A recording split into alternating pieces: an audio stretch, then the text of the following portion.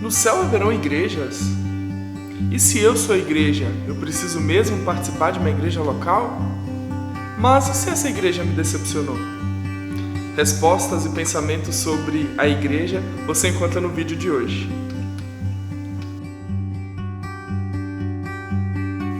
A palavra igreja vem do termo grego eklesia, que tem o significado de chamar para fora. Na verdade, esse termo designava uma reunião, uma assembleia, um grupo de pessoas que se reunia para deliberar sobre algo. No Novo Testamento, esse termo aparece 114 vezes para expressar o termo que hoje nós conhecemos como igreja. Essa eclesia, ou igreja, representa a assembleia do povo de Deus, a congregação dos cristãos.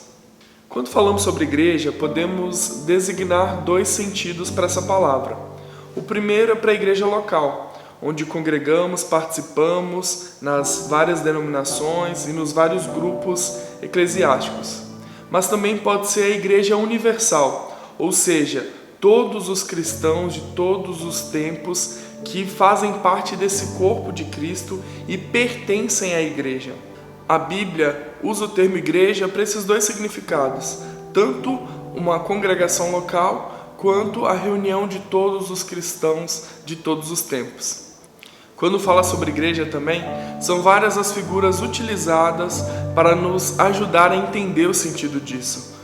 Por exemplo, o corpo de Cristo.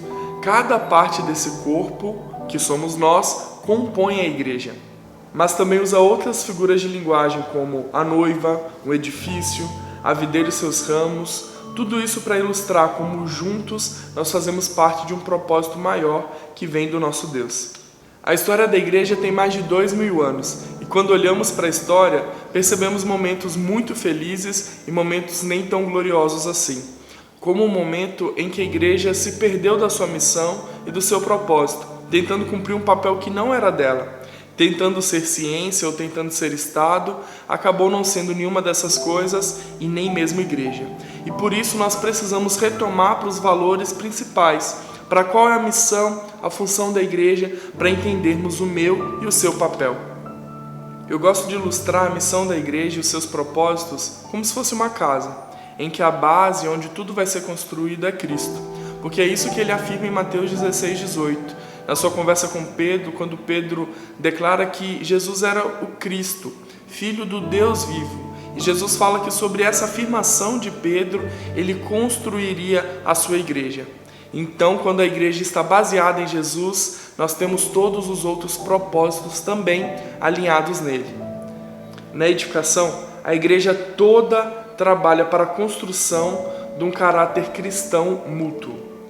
Ainda como paredes, podemos também destacar a comunhão, em que a igreja é um ambiente acolhedor, aconchegante e que permite que as pessoas desenvolvam esse caráter cristão mutuamente, um junto com o outro, ajudando e apoiando o outro, demonstrando a importância dessa koinonia, palavra grega usada para comunhão e também para o crescimento e desenvolvimento dos cristãos e também dos novos convertidos. Mas uma casa também tem janelas. E as janelas nos lembram da missão da igreja de evangelizar, de olhar para fora, para outras pessoas. Assim como Jesus, na sua grande comissão, deixou os discípulos essa ordem de ir por todo o mundo e fazer discípulos de todas as nações, batizando-os, ensinando-os.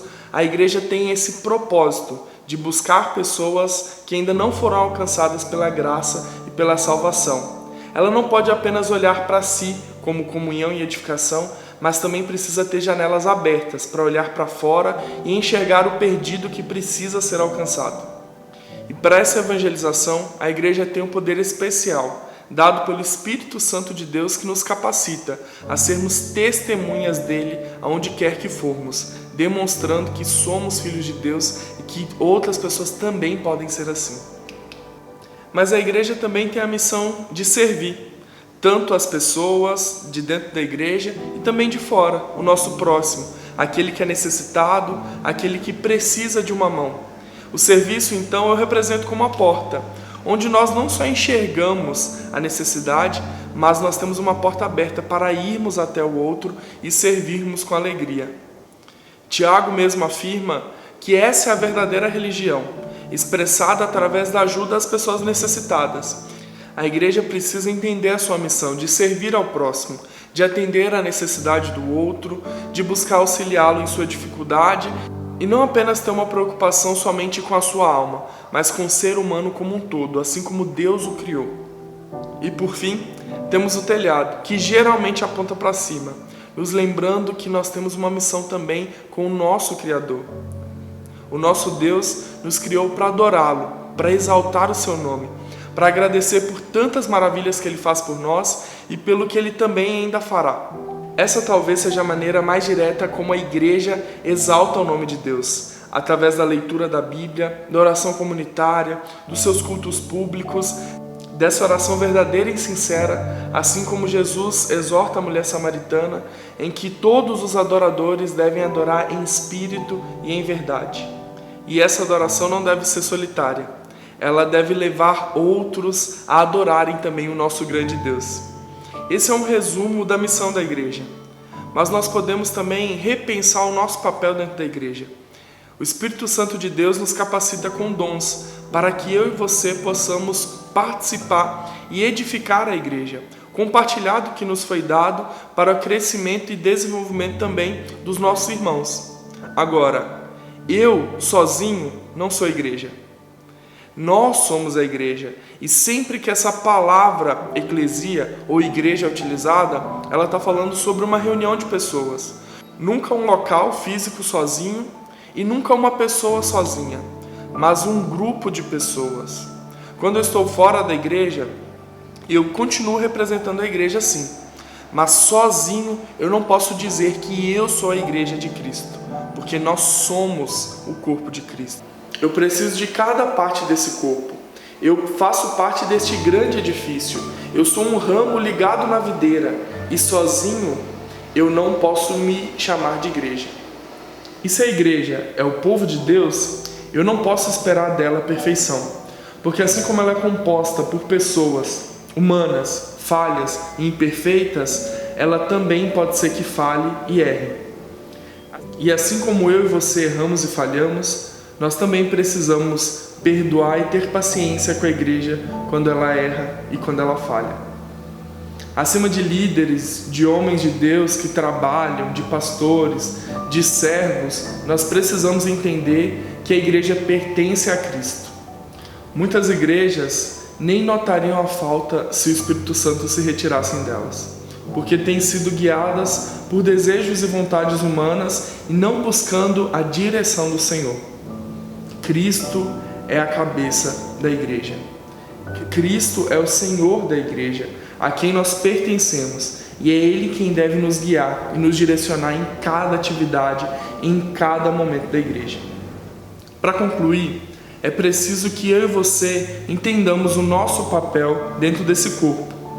Temos uma missão especial, um propósito especial, e quando nos esquecemos disso, fugimos da vontade de Deus. A igreja não é apenas um lugar de aconchego para que você exercite a sua tradição, para que você se sinta bem e confortável, mas ela tem uma missão especial de alcançar as pessoas, de servir aos outros, de edificarmos, de vivermos em comunhão e adorarmos ao nosso Deus.